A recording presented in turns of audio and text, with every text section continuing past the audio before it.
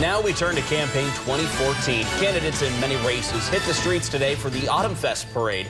In the primary, Democratic candidate Gina Raimondo had 1,000 more votes than Republican challenger Allan Fung in Woonsocket. But Fung and moderate candidate Robert Healy say they have growing support. Eyewitness News reporter Brian Yacono was there and joins us from the Blackstone Valley Mobile Newsroom. As I spoke with candidates at Autumnfest here in Woonsocket, they tell me events like this are a great chance to connect with voters and find out what's really happening in their community.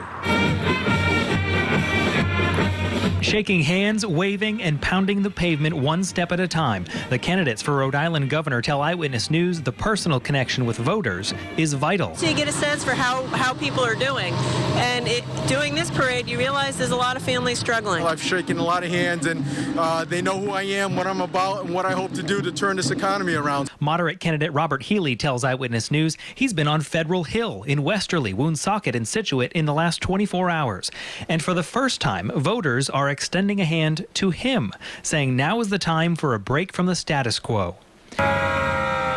With fire trucks, marching bands, and families gathered on the curb, you only have to walk a few steps with these candidates to find supporters who believe in their message. It's resonating. They know what I'm trying to do to get the economy back, get people back to work, and especially up here, today's not only a day of celebration, but a day where I got a chance to meet Woonsocket voters right at their doors. As you walk down the streets of Woonsocket, you see one thing. We need to get Rhode Islanders back to work. There's a lot of people on these sidelines that are unemployed or underemployed, and it's time to change that and get people back to work.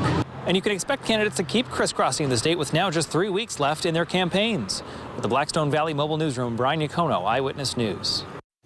Thank you, Brian. And the election day is now just a few weeks away. Rhode Islanders will select a new governor and more. So who do the voters support? We're taking the pulse of Rhode Island with another exclusive Eyewitness News Providence Journal poll. Starting tomorrow at 5 o'clock, see who voters support in key races like Attorney General, Secretary of State, Lieutenant Governor, and more. See the first results starting Tuesday on Eyewitness News Live at 5 and on WPRI.com.